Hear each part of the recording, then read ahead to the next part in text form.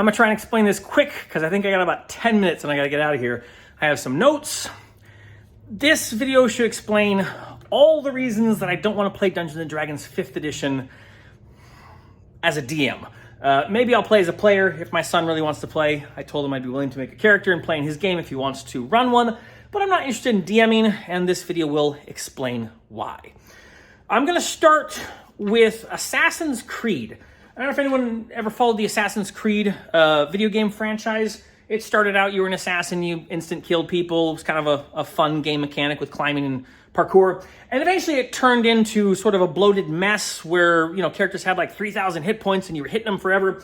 There was a version of that game, I think it was in Greece, I don't remember the name of it, that's not important, where the company started releasing little monetization aspects of the game. And one of those monetization aspects was an experience gain boost. So as you were playing the game, you were getting some kind of experience, but if you wanted to, you could pay $9.99 and have that experience gain go up by like 50%. That is an example of a company weaponizing monetization against their player base and selling a solution to a problem that they have created. That example burns into my mind when I think about Dungeons & Dragons 5th edition. And I don't know that anyone can really convince me otherwise. I might have my mind made up about this, and maybe it's because I'm, used to big companies making live services now. It seems to be the prevalent thing for a company to kind of trickle out a product over a long period of time and make you buy all the different pieces back.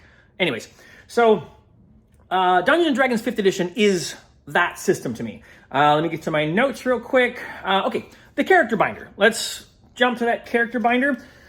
This is my wife's character. This is the character she was playing. It was not an artificer. It was a warforged cleric. So this is like the notes she took. This is her character sheet, all her stats, different things she could do, all the spells that she had listed here. I'm not going to go through them all because it's just extra information. These are all the spell cards for those spells, and then here are some more, and then some items that she eventually got. So as I'm going through this really, really complicated sheet with all these complicated spells and these things that she can do, and there are probably about 10 or 15 spells that she can cast when she's level 5. I dropped my notes. And each one of those spells is between 1 long sentence and 5 long sentences, and the average is probably about 2 or 3 long sentences. Some of these spells are actions, some of these spells are bonus actions, some of these spells utilize bonus actions. They're all fairly complicated, and my wife is a normie player, okay? So my brain starts thinking, all right, this binder is kind of a perfect example of a solution to a problem invented by a company. Here we have this binder that is made by Wizards of the Coast. It is created by UDE and made under license. The binder has several pages where you can put your character sheets and notes about your character, your backstory, and then you get to this section here where it's like, well, what am I supposed to do with this? These little card slots. Well, what if we, as Wizards of the Coast, made our spells overly long in details with a lot of extra tertiary elements of how the spell works, so much so that it wouldn't be enough for a player just to write down, detect magic, seek out magic things within 30 feet, but instead, you needed to know whether it had a somatic component or a material component or how long it lasts or how many rounds or what kind of items it can find. So if we did that, players probably wouldn't be satisfied by writing all the details down, and if they were satisfied writing all the details down, their character sheets would be long and over bloated. What if we created a system with a product they could buy, to fill that product in order to simplify the overcomplicated system that we already designed from the beginning? So that's where my brain goes with Dungeons & Dragons 5th edition in the creation aspect. This, to its core, is corrupted. And I can come up with a few other examples. Let me keep going here, okay? I'm going to jump topics. Okay, so creating solutions to problems that they're making. The DM position, I'm told by people in these comments, is kind of a referee. You're the game runner, all that. But the DM also seems to be another thing that it doesn't really get highlighted a lot. But in the video game space, if you start playing a massive multiplayer game, more akin to like Conan or Minecraft, not like World of Warcraft, but like Conan or Minecraft, there's a thing called servers where a creator, like a player, can create a server, and then more people can join the server, and the player who created the server, like the server runner, gets to organize the rules and create systems of how the game plays. So if I'm playing Conan and I want to go pick wheat or something, the server creator can decide that every time I pick wheat, I get like 5 or 10 wheat, or maybe I only get like 1 wheat or no wheat or something. Okay, so they get to design these rules. That is also kind of what being a dungeon master is like. You're kind of the server curator in Dungeons and Dragons. And what that means is the dungeon master has to go through this whole book of rules and decide how they want to play the game. So you're not just a referee, but you're actually kind of a server moderator. And what I mean by that is you're trying to decide, are we going to use an action point economy? And maybe you're negotiating these things with your players, but ultimately, since you're running the game, they're sort of not subservient to you, but maybe they're beholden to you because they need you to run the game. So really, you're kind of going, look, let's go with this mode. Let's not use these spells. Let's use these classes or whatever. So you're trying to figure out how to run the game. Since Dungeons and Dragons is a system that is already player focused, like it's like the players are on the power end. Like if this were a scale, players would be, like they'd be. Players are in the good side of this, okay? So players are already focused on already. They have so many abilities. They get so many things every time they level up. There are so many different ways that they can customize their class. If you go look at the Tasha's book, I don't remember exactly what it's called, but on page 7, they have a section in there that completely destroys any need to ever run the game with races, because there's like a custom, analogous race that kind of merges between all races so that you can metagame your character to the utmost ability and decide to make an elf-looking character with a constitution bonus or a constitution and strength bonus or whatever. At some point, it's like, well, why have any races? Because you're allowed to just make a uniform race and apply to that. The game is obviously designed to be player-focused, like player-centered. And the DM is kind of a background thing, some kind of stepchild, okay?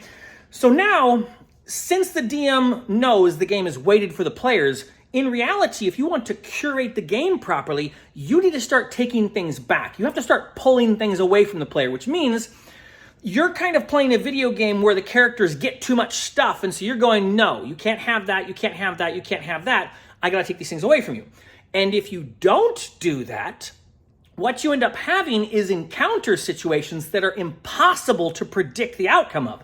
So here you're going and preparing an encounter with a challenge rating, okay? And as you've prepared it, you've taken meticulous details about your player's abilities into consideration, making you a meta DM, and allowing you to guide which enemies are going to be there and how they'll work and how many hit points they have, and your players start engaging with it, but you didn't account for some ability or some multi-class feature that your players have, and now they're walking through this encounter like it's nothing, so now you get to be a meta DM again, and you get to jack up their hit points, increase their to-hit rating or something on the fly.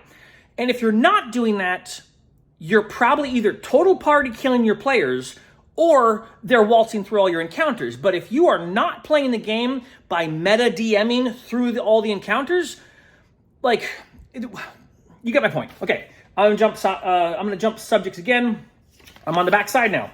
So another way that the game is designed like a video game is with this kind of button pushing aspect. Okay, so you have this character sheet of my wife's in here. This character book of my wife's. And she's got all these different abilities that tell her the things she pretty much should be doing each turn. And some of those things are abilities that are going to benefit her players, and some of them are going to benefit her, some of them are going to benefit the whole party, some are going to disable enemies. There's so many different choices to pick. It would be stupid of her to ever say, I'm going to grab a 10-foot pole and run it in clothesline enemies with, because she has the ability to pull a player out of combat and to heal people and to heal a whole group of people.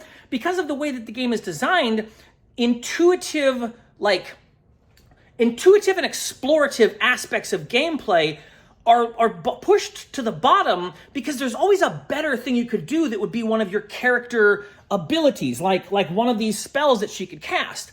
For like a barbarian, it would be dumb for them to just interact with the environment in some way, because they have a really good chance of hitting all the time or doing like multi-hits or cleave or something, okay? So now, the fact that it's designed like a video game means that people who play video games are probably likely to understand some of the systems, But that also means that the game will end up being played more like a video game where players are going to pick from a list of options like a Final Fantasy game and go, I'm going to cast this thing and this thing and this thing, instead of going, I'm going to go hide in the bush or become the bush or throw the bush at the enemy. Like, they're not going to be trying to do those things because the game has gamey options, okay? There's the wrong side. Let's see, game design. Okay, I already covered that. Okay, so I already mentioned that the game is designed like a live service, and that's where I got to come to the me problem. I have my own issue with live service games, and it has nothing to do with the fact that the games are live service made. I'm fairly certain that Wizards of the Coast knows that they're making a live service game, and that might be exactly what some people are looking for, but I am someone who is incredibly stupid when it comes to playing games that have a live service aspect. I have played video games. I played Anthem, okay? I played video games and even card games and board games that have like this kind of trickle-out mechanic, and I'm trying to stop playing those. Like, I'm trying to stop playing in game systems where the company, sort of step-by-step hands you different pieces. And if not trying to play them all together, I'm trying to limit the amount of those that I'm interacting with. For example, my son really loves Marvel Crisis Protocol. It's like his favorite game. And so, since I'm already feeding into Atomic Mass Games live service tabletop war game, there's a part of me that's like, well, I can only have so many of those live service games that I'm supporting. It's like a Netflix subscription or something with extra options. And you'll see here, like, this is my Marvel Champions, alphabetized, I'm not focused on it. This is my Marvel Champions collection. My son doesn't want to play Marvel Champions, and so that has kind of just sat there. But I know that I'm someone who is susceptible to buying into multi-tiered systems of live service by companies that trickle out their products over a long period of time and constantly try and get you to update to the next version so you can play the next version and throw all your older stuff out. And so I'm like, I'm trying not to play in those systems, and Wizards of the Coast is making it so clear to me that that's what Dungeons and Dragons is. Now, Marvel Champions, the Fantasy Flight games, they're right there. They are so close. No, they are there. They are a live service game as well. And if my son was into it, maybe that'd be the game I'd play more. But as it is right now, I'm not buying any more expansions.